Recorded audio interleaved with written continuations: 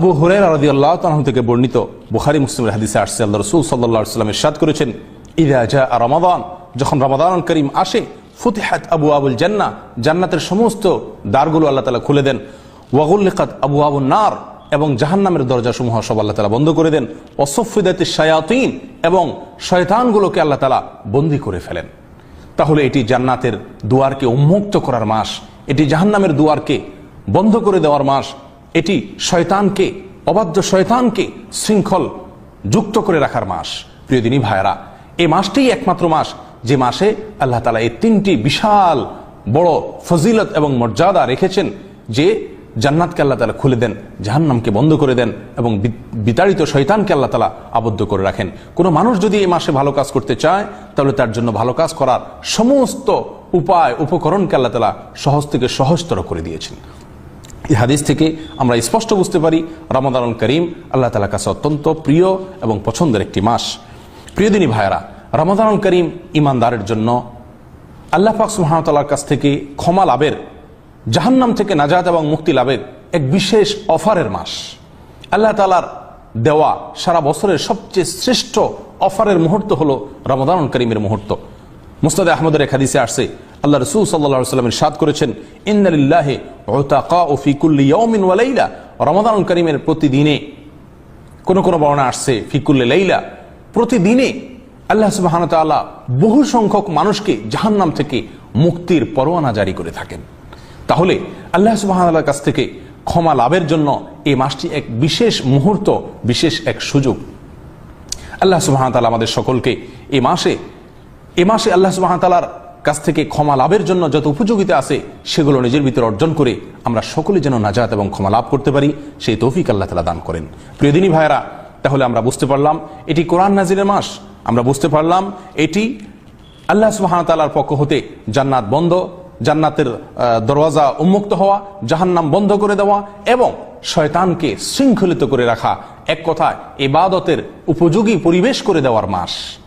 এবং এই মাসটি এমন একটি মাস যে মাসে আল্লাহ সুবহানাহু ওয়া তাআলা প্রতিদিন বহু মানুষকে জাহান্নাম থেকে মুক্তির ঘোষণা দিয়ে থাকেন।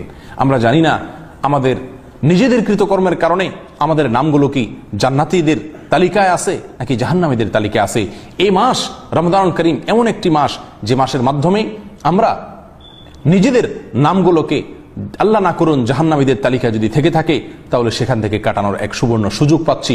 আসুন প্রতিটি মুহূর্তকে যথাযথভাবে কোরআন এবং সুন্নাহ বাতানো পথ এবং পদ্ধতি অনুসারে আমলের মাধ্যমে আমরা সকলে আখিরাতে আল্লাহ সুবহানাহু ওয়া তাআলার জাহান্নাম, আল্লাহ তাআলার সৃষ্টি জাহান্নাম থেকে মুক্তি লাভের আমরা চেষ্টা করি। আল্লাহ আমাদেরকে সে তৌফিক দান করেন। প্রিয় দিনী ভাইয়েরা, জাহান্নাম থেকে মুক্তি লাভের জন্য প্রাথমিকভাবে দুটি বিষয়ে আমাদেরকে উপযোগিতা নিজেদের ভিতরে সৃষ্টি করতে হবে। কোন কোন বর্ণনায় আসছে আল্লাহ সুবহানাহু ওয়া তাআলা যে সমস্ত রাতে সাধারণ ক্ষমা মানুষকে করে থাকেন, তার মধ্যে দুই শ্রেণী মানুষকে আল্লাহ তাআলা মাফ করেন না। এক হলো যারা শিরক করে, দ্বিতীয়ত হলো যাদের অন্তরে কারোর প্রতি হিংসা বা বিদ্বেষ থেকে থাকে। অতএব আসুন শিরক থেকে, যাবতীয় শিরক থেকে নিজেকে মুক্ত করি এবং নিজেদের অন্তরকে পরিচ্ছন্ন করি, হিংসা থেকে উন্মুক্ত করি সমস্ত মুসলমানের কল্যাণ কামনায়। তাহলেই আমরা আল্লাহ তাআলার সাধারণ ক্ষমা লাভের যোগ্য হতে পারবো ইনশাআল্লাহ। প্রিয় দিনী ভাইরা, রমাদানুল কারীম এমন একটি মাস যে মাসে আল্লাহ সুবহানাহু ওয়া তাআলা বান্দার জন্য আমলের বহুমুখী বার্তা তিনি নাজিল করেছেন। এ মাসে আল্লাহ সুবহানাহু ওয়া তাআলা বান্দাকে প্রত্যেকটি আমলের বিনিময়ে অনেক অনেক অনেক বেশি দিয়ে থাকেন। এতটাই বেশি দিয়ে থাকেন যে এক হাদিসে আসছে রাসূলুল্লাহ সাল্লাল্লাহু আলাইহি ওয়াসাল্লাম ইরশাদ করেছেন, এটিও সাহাবী আবু হুরায়রা রাদিয়াল্লাহু তাআলা বর্ণনা করেছেন, সহিহ বুখারী এবং মুসলিমে এসেছে যে আল্লাহ তাআলা বনি আদম সন্তানের প্রত্যেকটি আমলের বিনিময় 10 থেকে বাড়িয়ে 700 গুণ পর্যন্ত বৃদ্ধি করে দেন। হাদিসে কুদসিতে এসেছে আল্লাহ সুবহানাহু ওয়া তাআলা বলেন, ইল্লা সওম বা সিয়াম, রমজান মাসে যে রোজা আমরা রেখে থাকি, এটা সম্পূর্ণ ব্যতিক্রম। এই আমলটি রমাদানুল কারীমের সিয়ামের আমলটি, এটির বিনিময় আল্লাহ তাআলা ঘোষণা দেন নাই যে 10 গুণ না 20 গুণ নাকি 700 গুণ। অন্য যে কোনো আমলের বিনিময় আল্লাহ তাআলা বৃদ্ধি করে মানুষকে 10 থেকে 700 গুণ পর্যন্ত দিয়ে থাকেন। কিন্তু সিয়ামের বেলায় আল্লাহ তাআলা বলেছেন, ইল্লা সওম ফাইন্নাহু লি ওয়া আনা আজজি বিহি।